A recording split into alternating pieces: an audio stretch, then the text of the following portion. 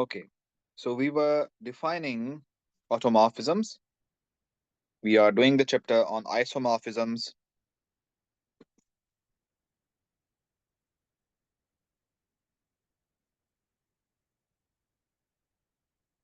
And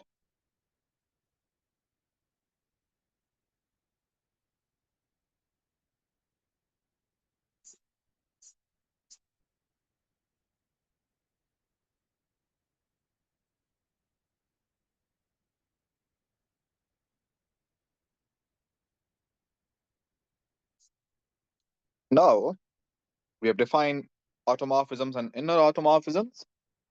Now we will define that these automorphisms and inner automorphisms form a group separately. So we have a theorem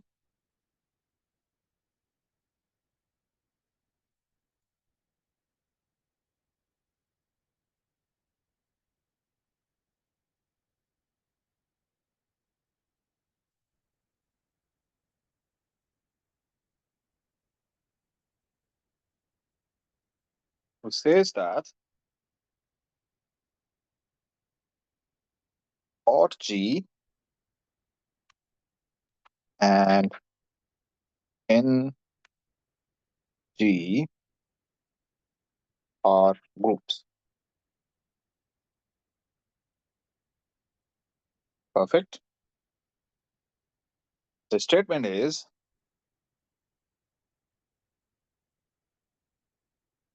the set of automorphisms of a group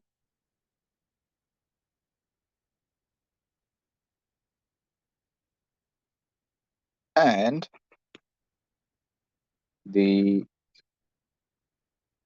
set of inner automorphisms of a group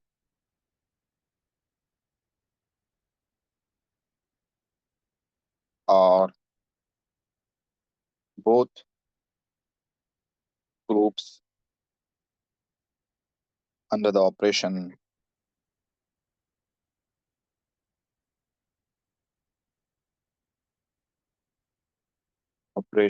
of function composition. Okay, perfect. So I can talk about the proof. So the proof will be that if you have a set of automorphisms, let's say, they will be isomorphisms from a group to G. Now you want to show the closure property. You take an automorphism and compose it with another automorphism. Because those maps are from G to G, the composition will again be a map from G to G. Now that the composition is actually the composition of isomorphisms from G to G. So the composition of those two isomorphic maps will again be an isomorphism from G to G. So the closure property satisfies there. Similarly, you can follow the same thing and defines the associativity. Now you need an identity map. So the identity map will going to send every element to itself, and that's again an isomorphism under all these. So that will give you the isomorphism. Now with the property that identity map is from G to G, that will be an automorphism, an identity automorphism. So that's how you show there exists an identity. Perfect. And if you compose that map with any other map, you will get the other map. So that's fine. Now, how to show that there exists an inverse map for every automorphism? Now, isomorphisms give you bijection, and isomorphisms give you are bijective maps are inverses to each other. So once you have a map and you have a sequence of maps from G to G, there will be a map which is inverse to the other map. So that's how you get the inverse for every element. So every map. Well, the condition is quite simpler for the inner automorphisms. So that's how you get the proof of this theorem. Perfect. Let's not go to that kind of a way and define more things. So it is easy to determine inner automorphism of the group. So once you know the group, let's say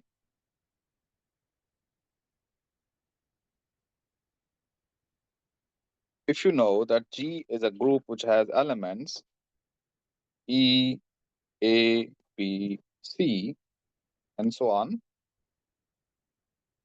then we know that we can define, not this, but like we can define a map, an isomorphic map from G to G by just saying that we have a map regarding every element.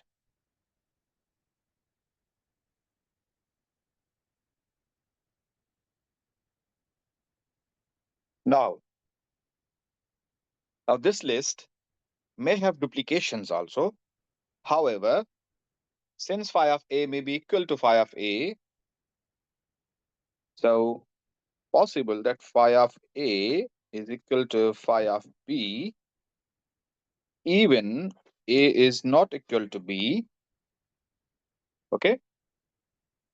Thus, only work involved in determining inner automorphism of G is deciding which distinct elements give the distinct automorphisms. Okay. So we only need to identify distinct maps given by distant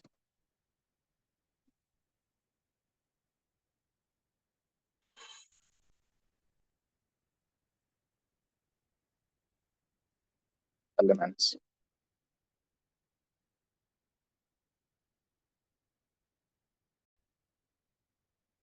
Yeah. So if we know the elements of the group, we can define maps induced by each element of the group. But we should be careful that distant elements maps can be equal even though the elements are distant. So what is the motive? The motive is to identify distant maps given by the distant elements. Perfect.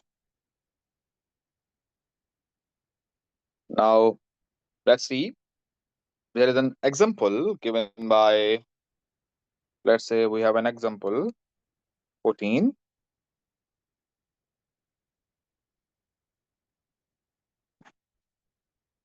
which is the inner automorphisms of D4. Okay, so to determine the inner automorphisms of D4, we first observe the complete list of inner automorphisms, which is we have inner automorphisms given by R0, R90, R180, R270, R sorry, phi H, phi V, phi D, and phi D prime. Now our job is to determine the repetitions in this list. Now, since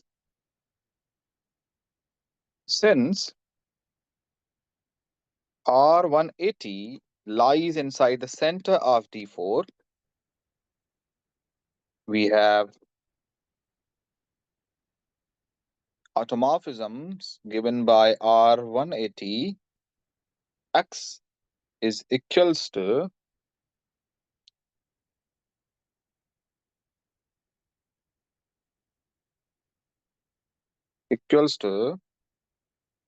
R180 X R180 inverse, and that is nothing but X. So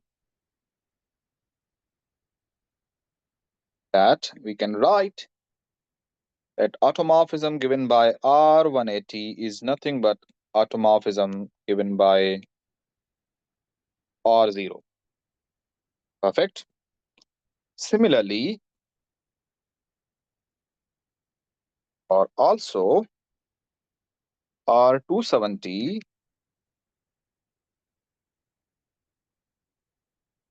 phi R270 automorphism is nothing but R270 X R270 inverse, which is also equal to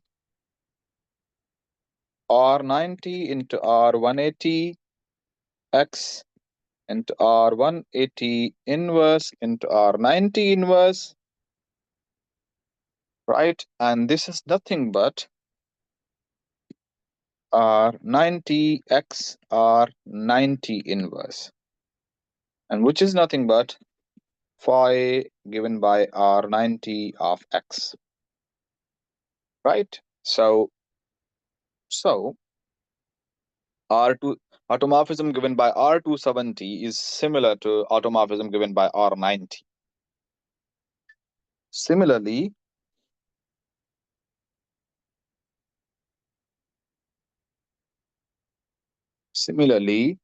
we know since H is nothing but R180V R180V and D prime is equal to R180D,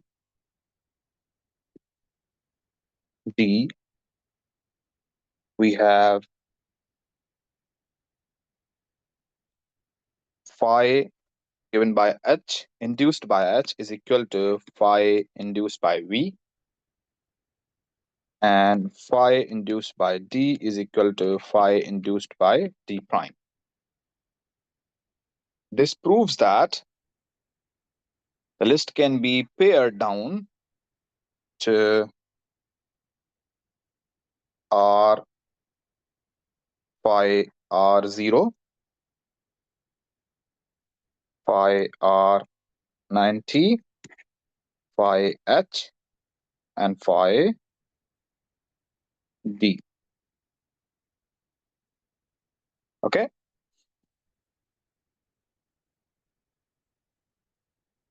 Now we still need to show that these are all distinct, and we can leave it to the one who is actually watching this. Perfect. Now, similarly, we can give another example, which is a long one. So we say, that is example 15, where we determine the automorphism group of Z10. Now, to compute the automorphism group of Z10, we try to discover enough information about an element alpha of the automorphism group of Z10 to determine how alpha must be defined. Because Z10 is so simple, this is not difficult to do. To begin with, observe that once we know, so we say that let alpha is an element of the automorphism group of Z10.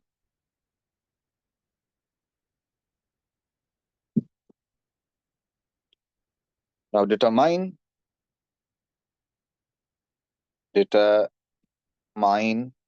alpha,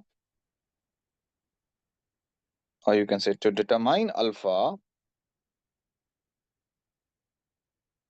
if we know, if we know alpha of 1, we know alpha of k for any k, because alpha of k is going to be nothing but alpha of 1 plus 1 plus 1 plus 1, and this sum is k terms, right? And this we can write as alpha of 1 plus alpha of 1 plus alpha of 1, and further we can write it's k times alpha of 1, and these are also k terms, right? So we only need to determine the choices for alpha of 1 that makes alpha an automorphism of Z10. So this is important. So we only should be proper. We need only determine the choices for alpha of 1 that make alpha an automorphism of Z10. Since the property 5 of theorem 6.2 tells us that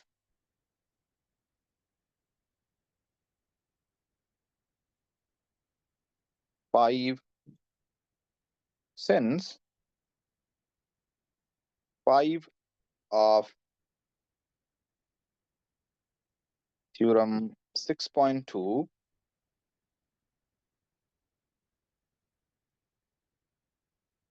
tell us that the order of alpha of 1 should be the order of the group,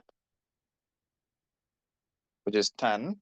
So there are 4 candidates for alpha of 1 to be order of alpha 1 to be 10.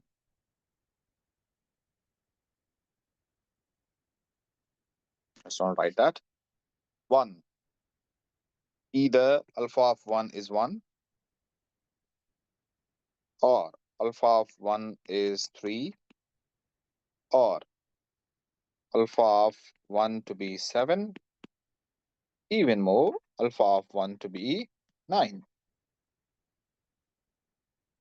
Now, to distinguish among the 4 possibilities, we refine our notation by denoting the mapping that sends 1 to 1 by alpha 1, 1 to 3 by alpha 3, 1 to 7 by alpha 7, and 1 to 9 by alpha 9.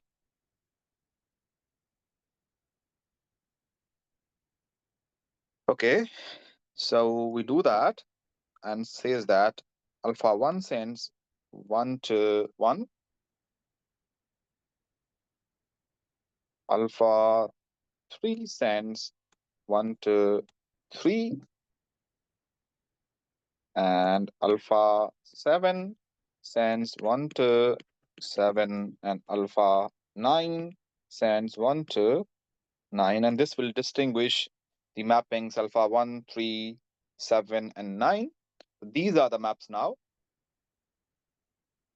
So the only possibilities for Z10 are, so only are alpha 1, 3, 7, and 9. But are all these automorphisms? Like, do we know that these are all automorphisms? Now, clearly, we know that. So you can say these are only possibilities for automorphisms of Z10. Now, to take these are automorphisms, we have, now clearly alpha 1 is an identity.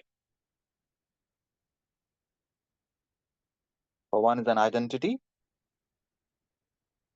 right? Let's take alpha 3. So it's an automorphism. Let's take alpha 3. Let us take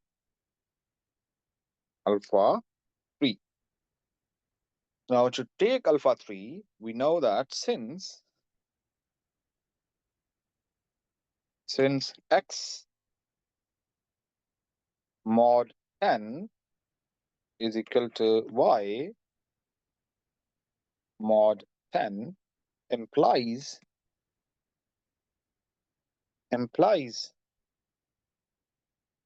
3x mod 10 equals to 3y mod 10. So we know that alpha 3 is well defined.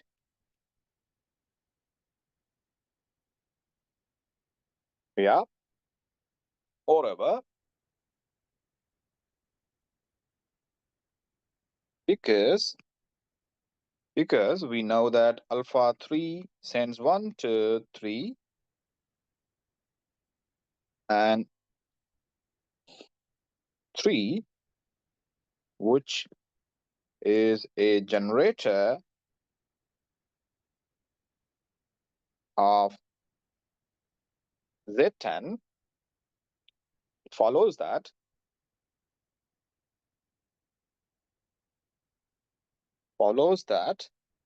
we are going to get every element of Z10.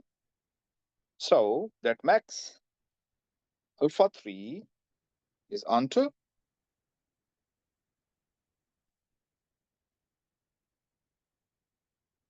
And you can simply say that there is this exercise 12. So let me write that. And by exercise 12 in chapter 5, it is also one-to-one. What is the reason? How to show one-to-one? To show one-to-one, we just need to show that alpha of A is equal to alpha of B for some A equals to B. And in this way, you can just simply show that alpha is an isomorphism. Finally,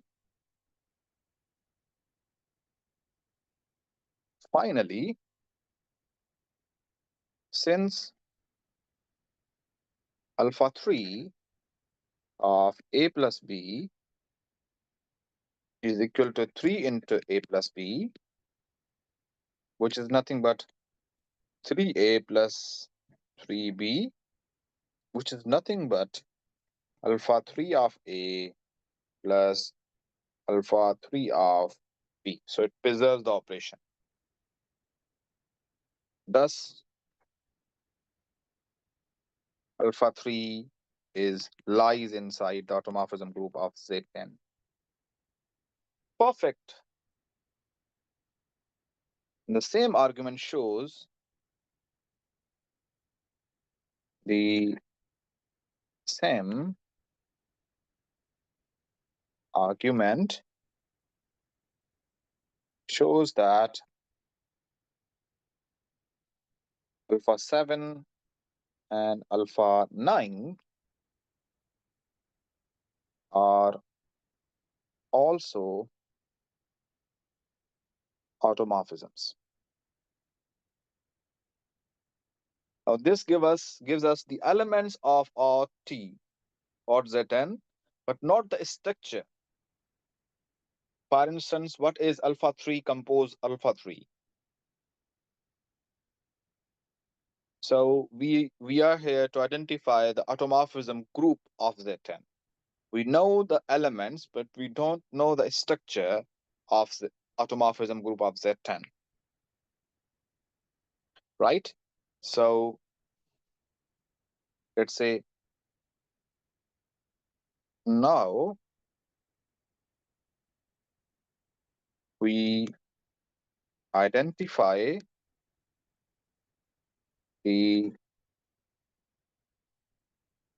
structure of aught Z10.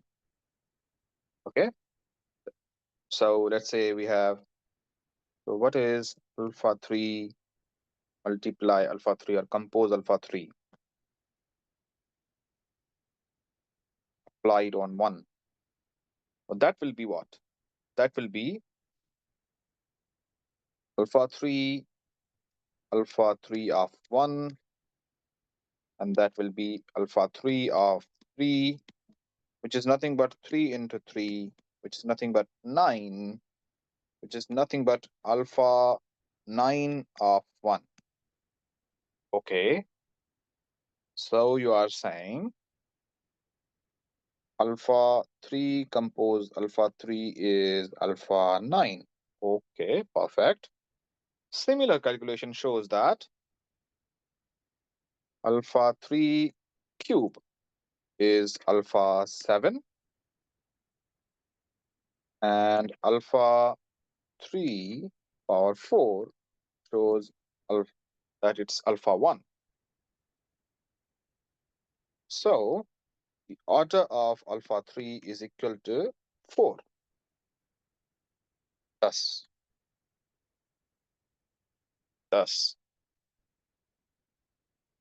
the group of automorphisms of Z10 is cyclic, which is pretty cool. Now, the following Cayley table reveals that automorphism group of Z10 is isomorphic to U10. So we can say that automorphism of group of Z10 is isomorphic to U10. How? Now U10 have a color table which is 1, 3, 7, 9, 1, 3, 7, 9. We have 1, 3, 7, 9, 3, 7, 9, and then just we have 9, 1, 7. We have 1, 9, 3, and we have 3, 7, 1. Right? Similarly, we can write the automorphism group of Z10. Don't mind my lines. So we have alpha 1, alpha 3, alpha 7, and alpha 9. 1, 3, 7, and 9. Same thing. Alpha 1, alpha 3, alpha 7, alpha 9, alpha 3, alpha 7, alpha 9, and we have alpha 9, alpha 1, alpha 7, alpha 1, alpha 9, alpha 3, alpha 7, alpha 3, and alpha 1. Pretty clear. So this is how we find out the automorphism group of Z10. Pretty hard than just finding the inner automorphism groups. So with example 15 as a guide now, we are now ready to tackle the group of automorphism group of Zn. So we have a theorem .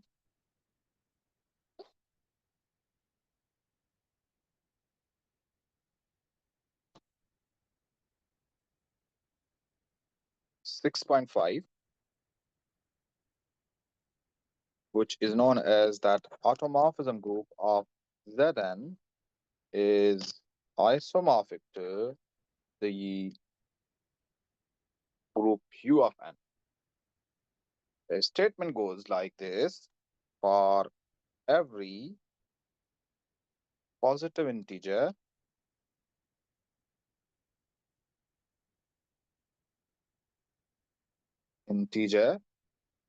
n at Zn is isomorphic to U of n. Perfect.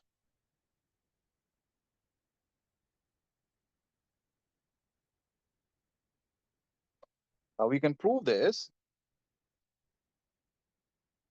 So let's do that. So we have example 15 as a guide, right? So any automorphism alpha is determined by the value of alpha of 1, and alpha 1 lies inside U of n, right? So we can say that any automorphism alpha is determined by the value of alpha 1 and alpha 1 is inside U of n. Okay. Now consider the correspondence from automorphism group of Zn to Un given by the map. So define a map T which sends alpha to alpha 1. Now the fact that by the fact that alpha of k is equal to k times alpha 1 implies that T is a 1-1 correspondence or 1-1 mapping.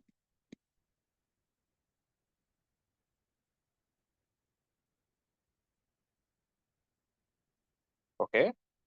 Now for if alpha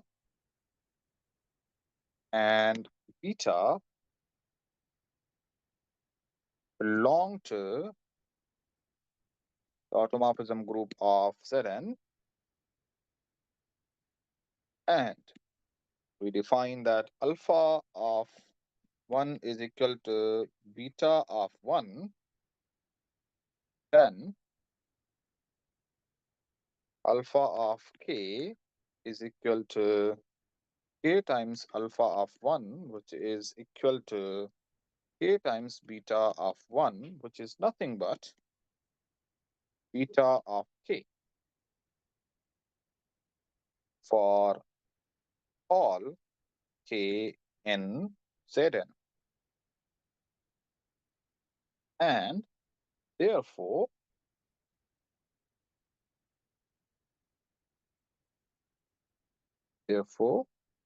alpha is beta. Perfect. Now to prove that T is onto,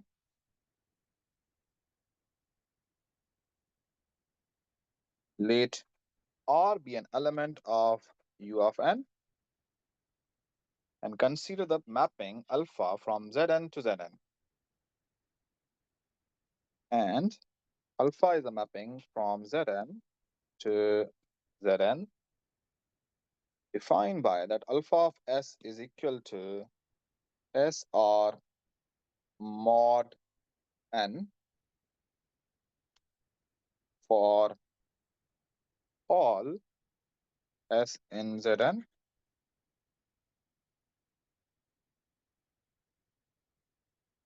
Now, surely alpha is an automorphism in Zn. Then, and you can prove that, then since E of alpha is nothing but alpha of 1, and which is here equals to R, we know that T is onto U of n, because we are going to get every element of R, of U, of n. That's good.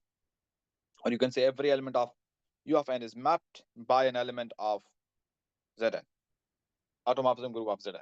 So that's it. Finally, we have to prove that T is operation preserving. So let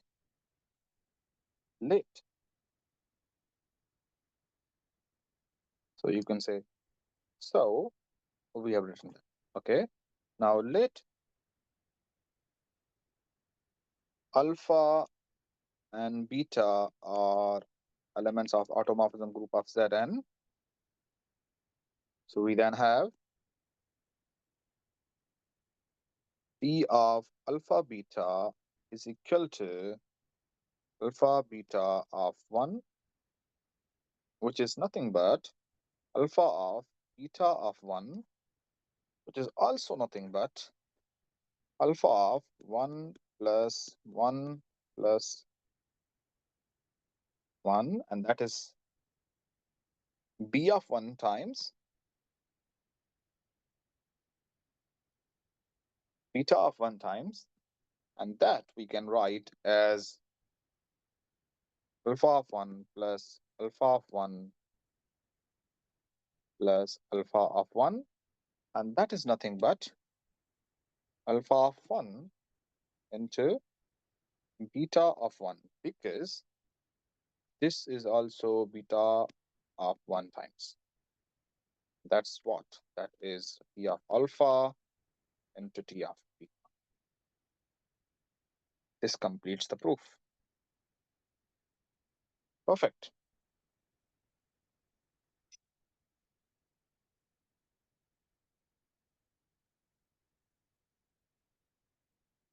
Now, the next example shows how inner automorphisms of a group provide a convenient way to create multiple isomorphic subgroups of the group.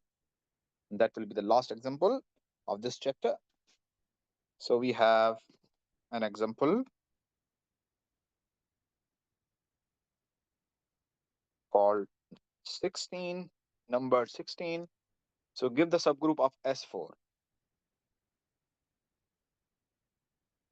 Give the subgroup of S4.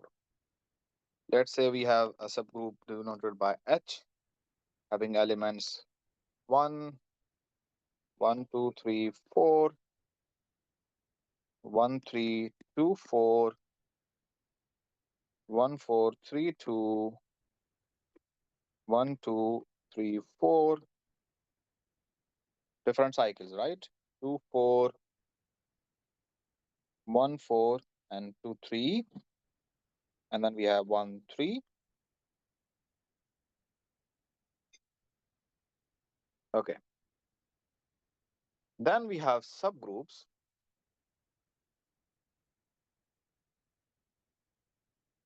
We have the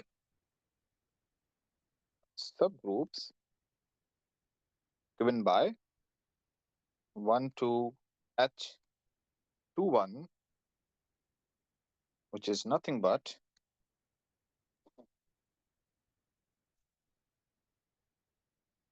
contains 1, contains 1, 3, 4, 2, contains 1, 4, 2, 3, and 2, 3, contains 1, 2, 3, 4 in a cycle, single cycle, then contains 1, 2, and 3, 4 cycle, and then contains 1, 4, and contains 1, 3, 2, 4, and then contains 2, 3. Perfect. Similarly, we also have another subgroup.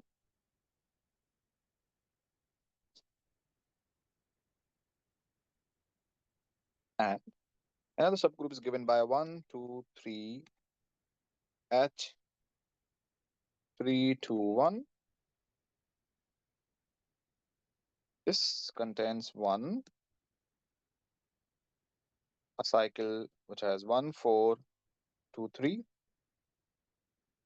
cycle which has 1, 2, and 3, 4, cycle which is 1, 3, 2, 4, cycle which is 1, 4, 2, 3, and a cycle which is just 3, 4, and a cycle which is 1, 3, and 2, 4, and the last one, 1, 2. So, these are subgroups of S4 that are isomorphic to that. This completes the chapter. So we have learned so many things. We have learned isomorphisms. We have learned properties of isomorphisms. We have learned the actions of isomorphisms on groups and their objects. We have learned automorphisms and then inner automorphisms. Then we have learned a way how to find the inner automorphism groups, uh, particularly inner automorphisms and automorphisms or will define a group, and that's it. So this is a very important chapter in group theory. Hope you like it, and if you like it, like the videos, subscribe. Thank you so much.